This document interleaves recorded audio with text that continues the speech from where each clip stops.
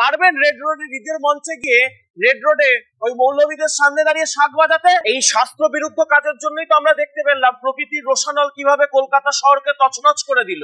পারবেন ঈদের চাঁদ ওঠার আগে ঈদের উদ্বোধন করতে? এই নাটকগুলো বন্ধ করুন। পারবেন রেড রোডে নামাজ পড়তে ঈদের দিন ছাড়া অন্য কোনো দিন, দুদিন আগে? অশিক্ষিত না হলে কেউ কলকাতার বন্যার জন্য ডিভিসি কে দায়ী করে না। অঙ্কন, তোমাকে আজ বাংলায় স্বাগত। না না, এটা তো দৃষ্টিকটু না, এটা সর্বনাশা। সর্বনাশা মানে বোঝেন তো, এটা হচ্ছে সর্বনাশা। তৃণমূল কংগ্রেসের রাজনীতি, মমতা বন্দ্যোপাধ্যায়ের রাজনীতি বাংলা বাঙালি সবকিছুর সর্বনাশ ঘটিয়ে দিচ্ছে। এই যে পিতৃপক্ষে উদ্বোধন, এটা কি শাস্ত্রসম্মত? এটা কি শাস্ত্রবিধি মেনে করেছেন উনি? কোন শাস্ত্রতে রয়েছে আমাদের পিতৃপক্ষে ভাদ্র মাসে কখনো দুর্গাপুজোর উদ্বোধন করা যায়? এই শাস্ত্র বিরুদ্ধ কাজের জন্যই তো আমরা দেখতে পেলাম প্রকৃতির রোশানল কিভাবে কলকাতা শহরকে তছনছ করে দিল। কিভাবে আমরা দেখতে পেলাম তো জমা জলে বিদ্যুৎ স্পৃষ্ট হয়ে মানুষ মারা গেল।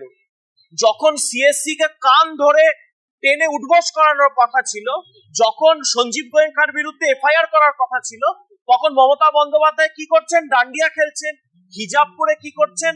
এই মুসলমান তোষণের রাজনীতি করছেন শুধুমাত্র ভোট ব্যাংকের জন্য।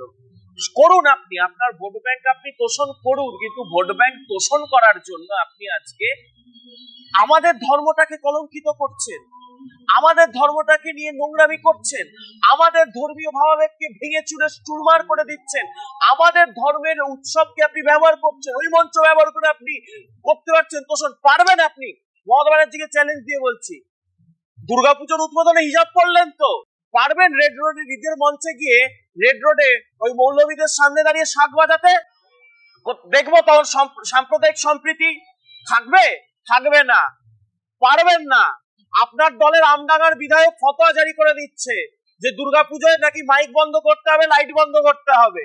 এত বড় বাংলা বাঙালিয়ানা নিয়ে কথা বলেন, তাহলে কেন আপনি দুর্গাপুজোতে আপনার দলের যে মুসলিম বিধায়ক, জিহাদি বিধায়ক একটা ফতোয়া দিয়ে দিল, তার বিরুদ্ধে কেন এখন অব্দি মামলা করেননি? এটা বাংলা বাঙালির উপর আঘাত নয়? সার্বিকভাবে মুসলমান তোষণ করতে গিয়ে মমতা বন্দ্যোপাধ্যায় আজকে বাংলাকে বিপন্ন করে তুলছে, এবং তার আঘাত আমরা দেখতে পাচ্ছি কোথাও। দুর্গাপুজোর মণ্ডপ, চেতলার মণ্ডপে কি হলো? কি হলো?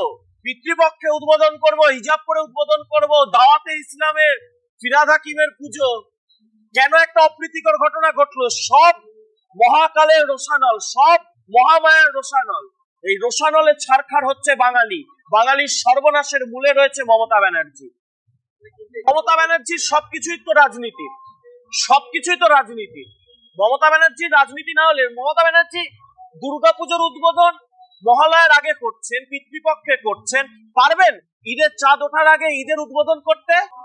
পারবেন রেড রোডে নামাজ পড়তে ঈদের দিন ছাড়া অন্য কোনো দিন, দুদিন আগে? পারবেন না।